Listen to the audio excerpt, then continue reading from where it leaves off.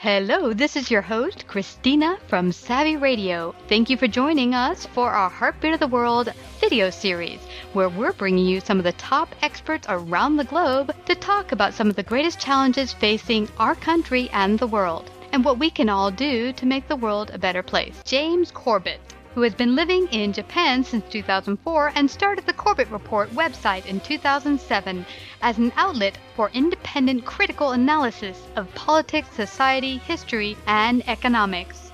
The Corbett Report is an independent, listener-supported alternative news source. It operates on the principles of open source intelligence and provides podcasts, interviews, articles, and videos about breaking news and important issues. Check out the Corbett Report at thecorbettreport.com.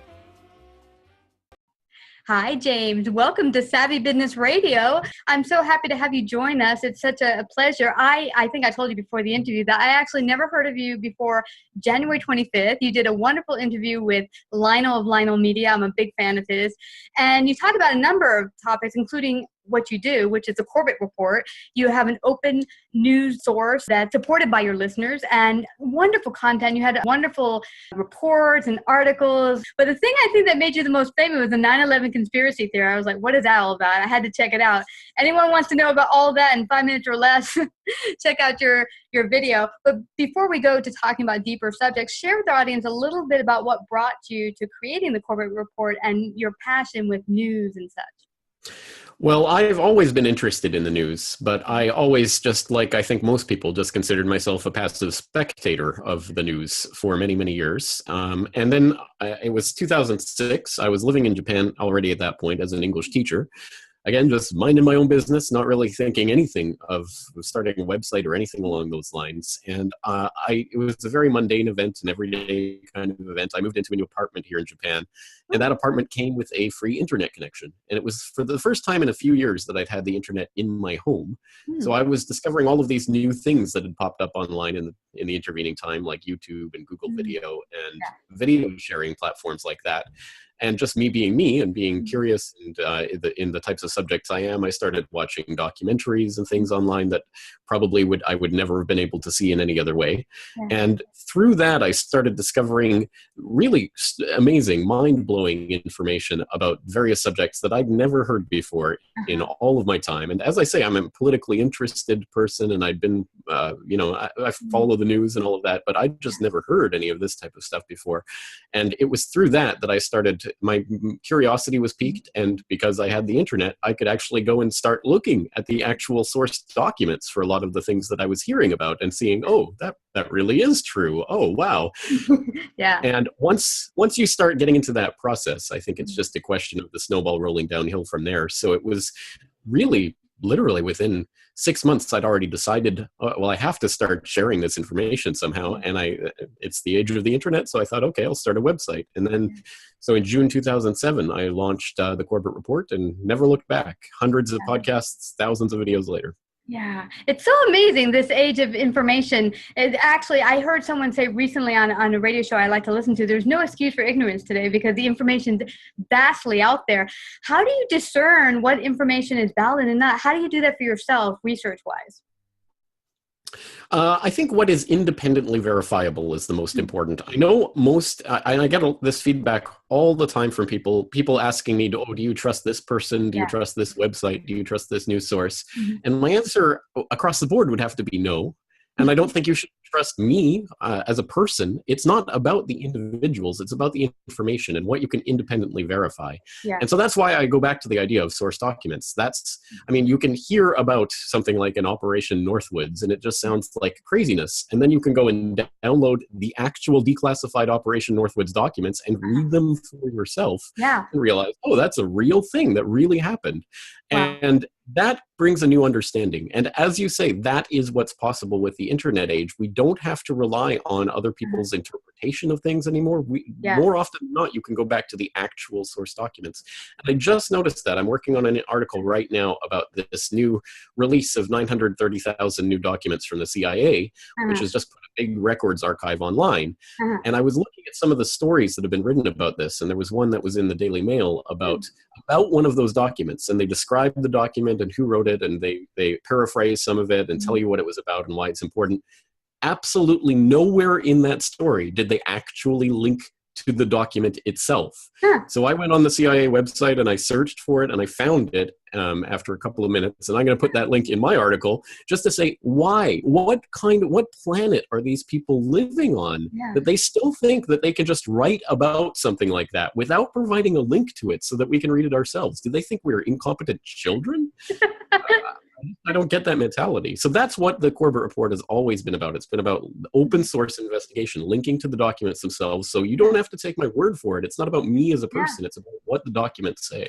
Yeah. And that's what I was so impressed with, that it was really, really in depth, and you really did your work on everything. It wasn't just you said, oh, I found this little story and I decided to just post it. You really are very in depth in getting your background information. And that's fabulous, because you don't see that a lot from news channels out there, even, mainstream news channels and such. And I think it was 20 years ago, it was the O.J. Simpson. And before that, Joey Buttafuoco. During that whole time frame, I lost my confidence with mainstream media, seeing their kind of constant drama play. And I was like, it just, until this election came about. And then I was like, okay, maybe I have to start paying attention again and finding ways to find out what's going on. And one guy that I've met recently who came on my business show said to me, well, you know what I did during the election? I was so combobulated with all the different information and fighting on the stage that I downloaded all of the transcripts and just read them. Didn't even look at the read didn't listen to, read all the questions and read their answers and then watched it and got a totally different experience than, you being fed, okay, this is what so-and-so is saying and this is what so-and-so is saying.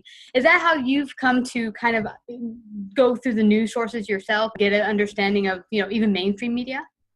Yeah, well, that's an interesting anecdote, because I think that points to one of the many things that we're facing right now. For a very long time, for centuries now, we have been a fundamentally textual society, and our media has generally been text that we read in newspapers or magazines or what have you.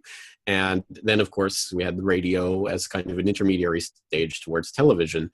And now, on the internet, we've gone through that phase, that early internet phase that was mostly text-based, towards now where most things are more visually oriented and video oriented. Yeah. And I think we're still trying, as a species, to figure out how to process this mediated information. And it reflects the kind of natural state of affairs where everything that you see is things that you physically see. Yeah. But now we're in this stage where we physically see things that are happening all around the world. And how do you process that information? Because in the real world, you can look around and see beyond the edges of that screen. But in fantasy make-believe media world, I mean, all you see is what's in this frame. And how do you understand what's going on around the frame? So, I mean, it's interesting that people are coming up with ideas like just read the transcript so that you're not distracted by the visuals. That is an important thing. But I think that points to some of the issues that we're facing. This technology is incredible. It's amazing. It is truly just a leap forward in terms of anything that would have even been thinkable a century ago. But with that comes other problems and challenges about the ways that we can be manipulated by that media. Yeah, absolutely. And what I found very interesting, I did what he said. I actually listened to the next couple debates, and I actually read the transcripts. And I was amazed how much reading the transcripts and then going to watch it, how much I was being influenced by the context prior to the talking. Because the news stations will say, well, so-and-so is talking about this right now. And I'm like, oh, well, they actually led me to kind of think this direction without me even realizing. So that was kind of fascinating. Yeah, exactly right. And that's the kind of thing that we have to be careful for. And I think there's a process that we're going through right now in gaining media literacy, but I just hope that we're able to do that quickly enough that we're not swept away in the next stage of craziness. And I think people have seen chaos and craziness becoming words that are being much more often employed now than they were a decade or two ago. And there doesn't seem to be a break on that at the moment. Yeah. And what's really sad, and I've seen this on social media, in public, especially living in New York City. It's a very diverse city, a lot of people, but during the elections, it really became heated, and after the elections. And one of the biggest things that came in from our listeners is, how do we build tolerance between, our citizens? And I think part of it starts with looking at yourself. Why are you so maybe passionate about a certain viewpoint and not open to seeing another viewpoint? And what might you do to change that, perhaps? Yeah, that's really one of the fundamental issues that I keep coming back to, that this is about community. And I think our notion of what community is or what it could be is changing, because again, I think we're not as limited by a physical geography as we used to be. Hey, you're in New York, I'm in Japan, we're having this conversation. It's an amazing thing. Yeah. But that does change our idea of what community is or what it can be. And with that, again, comes there's a hyper partisanship that's going on right now. People being firmly split along lines. And I just saw a recent Rasmussen poll that 41% of Americans are reporting relationship strains or issues as a result of the election. That's exceptionally worrying, because those types of deep divides really do point to, I hate to use the term, but civil war. And I don't know how literally or metaphorically I mean that, but that's the kind of thing that can become very literal as the deeper it goes, which is why, again, I think we have to learn our way through this new media through which we're connecting with ideas, but they can very quickly become echo chambers where we lock ourselves in, and anyone outside of that echo chamber is the enemy. And that obviously is not a healthy place to be. And I combine that with all of the other things that are going on economically and geopolitically. And I go back to thinking about the Great Depression, a horrible time, obviously, for a lot of people, incredible hardship. But those generally were people who were still embedded in a physical community, in a space where people more or less helped each other and took care of each other. There was more of that spirit. I imagine that type of time, that type of economic calamity happening in this time frame, and I'm not sure that we could expect the same level of cooperation, which is why I think right now is the moment of opportunity to start building those community structures that I think will be the thing that get us through to the other side of whatever is coming. Yeah. And that's what I'm hoping with this seminar and others coming, that other people are doing, that people open up their mind and sit down with your friends, your coworkers, people you know, and just share your observations, your opinions, but from a place of, I'm not the only right one. Let's just come to a common understanding. Like, we all want the same things, right? We want to be loved, we want to have family, health, and all those good things.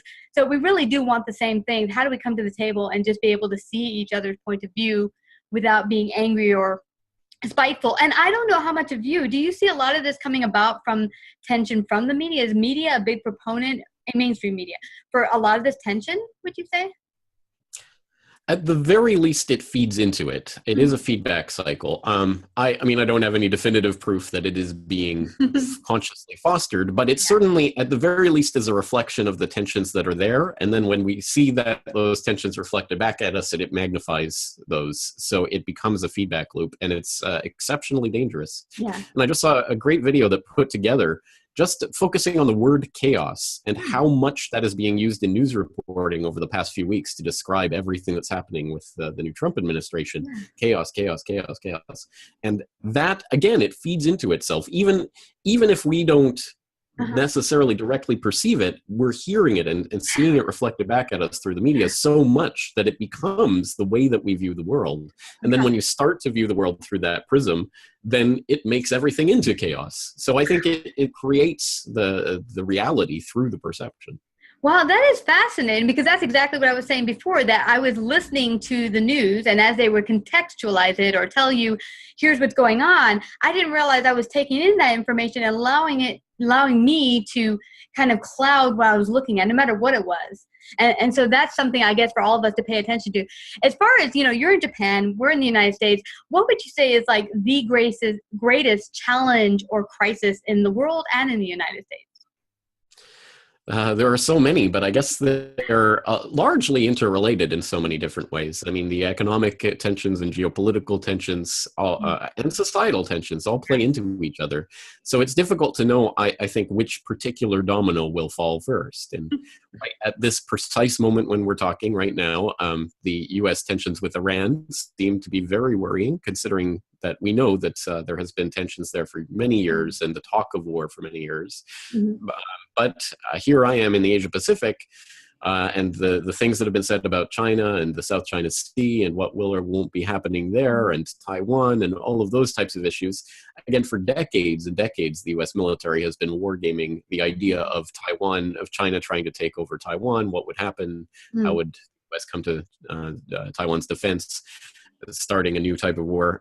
There's just so many wars and rumors of wars that it's difficult to put them all off. And I think at this point, all things being equal, the best that we can hope for, I don't want to say it that way, but the thing that I think might be behind this is a kind of strategy of trying to leverage U.S. power by being the tough fucking bully man, but not necessarily going to war over it. And I certainly hope that's the case anyway, because I'd rather see economic bargaining rather than actual military confrontation. But I think we really have to be very careful of that, because even if no one is necessarily intending military confrontation to happen, you put enough of your pawns in the right squares of the chessboard, and military confrontations can happen. And that's something that I'm very, very concerned with at the moment. Yeah. And I'm feeling greatly for myself and other citizens here and around the world that instead of focusing on things like social differences and such, that we pay attention to the bigger issues like war. And because there is a lot of turmoil economically and nationally around the world. And I think it would behoove us all to kind of pay attention to that. And one good place to start is at your website. Share with everyone where they can find out more about your information and everything. I'm at CorbettReport.com. That's CORBETT report.com. And it is a completely free website, thousands of hours of audio and video media articles there available for free download. I hope it is a resource that people can use, and I think of it that way. Again, I don't want people to get caught up on me as a person or the website in particular, but it is a portal of links, essentially, to thousands and thousands and thousands of different documents and resources that I hope are interesting and helpful for people in ultimately putting together a picture of the world that doesn't have them at each other's throats. I think my main message, certainly for 2017, is don't hate your neighbors. Find a way to work with your neighbors, because trust me, the alternative is not going to be pretty. So I think that's the real hope, and that's what we can really aim at. Yeah, absolutely. And if you see one great solution that everyone could focus on, would that be it? Really just getting along? Would that be the main focus? Yes, but how do you do that is the other question. Yeah. And I've looked at lots of different things. I would ask people just to type the word solutions into my search bar, and I've got dozens of different podcast episodes and videos up about different solutions and things that people can be doing. It can be exceptionally simple. I've talked about guerrilla gardening, for example, different ways of doing community gardening and just transforming your space into something that is vibrant and alive, and that you can physically share with those people around you that can foster that community. Or it can be more, philosophical or those types of things. But there's a lot of different ideas that I've put out over the years about that. How do we actually get from here to there? Yeah, that is fascinating. Now, are you a filmmaker per se, or is this a hobby for you? 100% self-taught. Never expected or thought that I'd ever go into media of any kind. Never thought I'd have a website. So everything that I know, I've taught myself. And it's one of those remarkable things about the age that we're living in. Pretty much anything that you need to know how to do, you can find a YouTube tutorial or a free tutorial online and just teach yourself, which is an incredible thing. It really is. I'm very consciously aware of the fact that, obviously I wouldn't be doing this in any other age of human history. It would have been unthinkable for me to be doing this. So I'm very, very appreciative of the fact that I am where I am, and that this is all available. And I hope, if nothing else, I can at least light that spark in other people's minds that, there's so much that's possible right now. Let's start using this for our own advantage. And I was really impressed that you said, hey, I went to read this article, and then they referenced the CIA, but they didn't give, where do they find those source points? So you actually went to the CIA's website.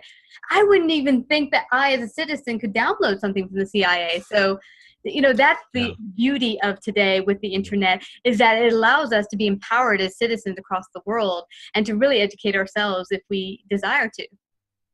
And it literally took me less than 5 minutes. I just used some of the keywords that they had in the article, and there it was. And again, it was just one of those things that's just so frustrating to me, because in the article itself, they didn't even mention that this came from this particular archive. You'd have to know that existed in order to think to look there.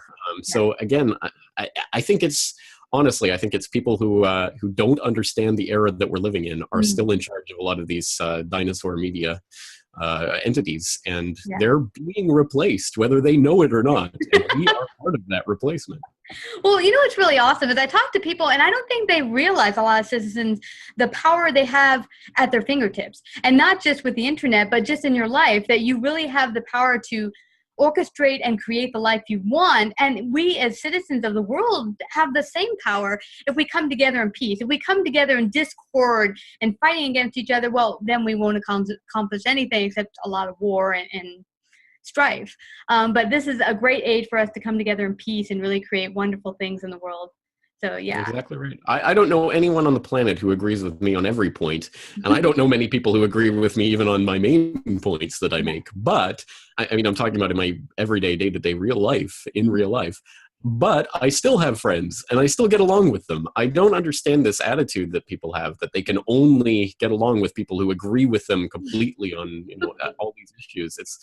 That isn't what humanity is about, I think. I think it's finding ways to be friends and to cooperate with other people, even if you do disagree with them. And again, I don't know if we're losing that ability or if that was just a thin veneer that we were hiding behind until we had this anonymous communication platform, or what the precise catalyst for what's happening is. But we desperately need to rediscover how to cooperate and how to get along with people again. Wow. Well, the Electoral College, when we had our elections here, I wondered for years, what is that about? Back in college, way back when I was in college, my teacher kind of threw out there, well, it was just around for the slaves because there was way less people in the South, a lot more slaves who couldn't vote, so they wanted to make it even. I said, okay, we don't have slavery, so we should get rid of it. That's what originally I was just kind of thinking in the back of my mind, until a friend of mine said, no, it still evens the playing field for the entire republic, because some states have way less people even today, because, in Wyoming or whatever, you might have, 100 people in a town or whatever. And then New York City has billions. So this allows everyone to have a voice, an equal voice. And when I really researched, I was like, oh, it does make sense. The founding fathers knew what they were talking about. But see, it took me again, I think 5 minutes on the internet to go oh, that does make sense. Well, that makes me feel better. Because I really, before the election, had no idea. Why are we still using this process? Yeah.